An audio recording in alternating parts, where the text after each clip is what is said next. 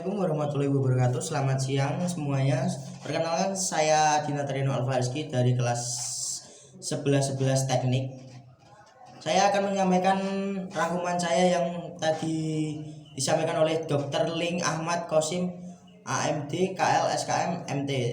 Tanggal lahir Dr. Ling Ahmad Pati 4 April 1975. 1. Kesehatan pencegahan. 2. BNSP. 3. Perencanaan Green Hospital. 4. K3 BNSP.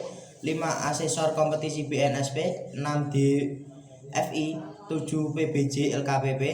Pendidikan dari Dr. Ling Ahmad Qasim adalah MI 1982, MTS Khoiriyah Pati 1988, MA 1991, S1, S2, S3-nya dia di Undip 2009. Lingkungan kita apabila tidak sehat, kita juga tidak akan sehat. Kalau perilaku kita tidak sehat, kita akan sakit. Contohnya saat habis perjalanan ke sekolah, tidak cuci tangan, sering makan mie instan.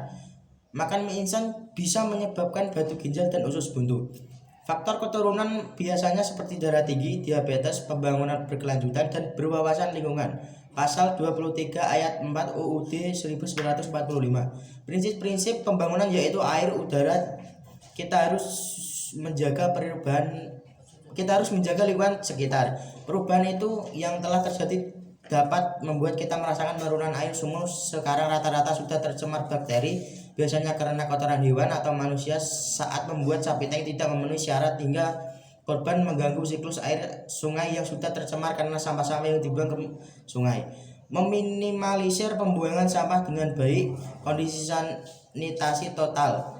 Stop buang air besar sembarangan. Biasanya di sungai banyak pralon yang berasal dari rumah warga. Untuk mengantisipasi, lebih baik membuat sapi tank saja. Kota yang terkena diare ternyata saat diteliti airnya sangat tercemar politinja. Diharuskan cuci tangan pakai sabun sebelum makan agar terhindar dari kuman. 1. Stop buang air besar sembarangan. 2. Pengelolaan limbah tanpa kesehatan. Semua orang tidak bisa menggapai cita-cita mereka di masa depan. Sebab dari BAB di sungai: 1. Diare, 2. Hepatitis A, 3. Cacingan, 4. Kolera, 5. Tifoid, 6. Paratifoid, 7. Polio, 8. Disentri. Cuci tangan pakai sabun adalah cara yang paling efektif untuk mencegah diare. CTPS di 5 tatanan: 1. Di sekolah, 2. di tempat umum, 3. di tempat kerja, 4. di rumah tangga, 5. di kesehatan. Pilar 3. PAM RT, perilaku pengelolaan air minum dan makanan. Syarat air minum: 1. Tidak berasa, bau, berwarna. Kunci keamanan pangan: 1. Jaga kebersihan seperti alat masak, makan, dan bahan makanan. 2. Pisahkan makanan matang dan mentah. 3. Masak dengan sempurna. 4. Simpan makanan pada suhu yang aman. Seperti pemeriksaan, masih ada 60% yang belum memenuhi syarat. 5. Menggunakan bahan makanan yang sehat. Penggunaan bahan berbahaya dilarang pada pangan: 1. Formalin, 2. Borak, 3. Matrix yellow. Kemasan yang kotak dengan pangan.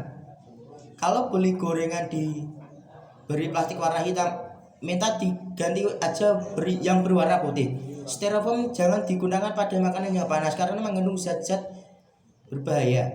Pilar 4. Pengolahan sampah RT. Potensi resiko kesehatan akibat sampah: 1. Pencemaran lingkungan. 2. Tingginya penyebab faktor penyakit. 3. Peningkatan penyakit menular. Rendahnya estetika. Optimalisasi pemanfaatan sampah rumah tangga. Reuse, reduce, recycle. UU nomor 18 tahun 2008 tentang pengelolaan sampah. Setiap orang dalam pengelolaan sampah rumah tangga dan sampah sejenis sampah rumah tangga wajib mengurangi dan menangani sampah dengan cara berwawasan lingkungan. Sampah organik juga bisa dijadikan kompos atau pupuk. Pilar 5. Pengolahan limbah cair. Pertanyaan: 1. Kenapa banyak orang di desa kurang menjaga kesehatan kehidupannya lebih sehat daripada yang menjadi kesehatan, atau karena orang desa olahraganya cukup, contohnya melakukan aktivitas sehari-hari sehingga terjadi pembakaran lemak. Orang kota biasanya mengkonsumsi makanan yang mengandung zat pengawet. 2. Apabila ingin mengetahui makanan yang mengandung formalin,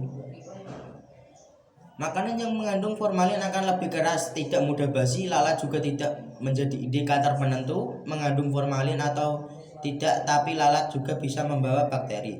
3. Itu kalau kita mau mengetahui air di rumah kita sudah tercemar.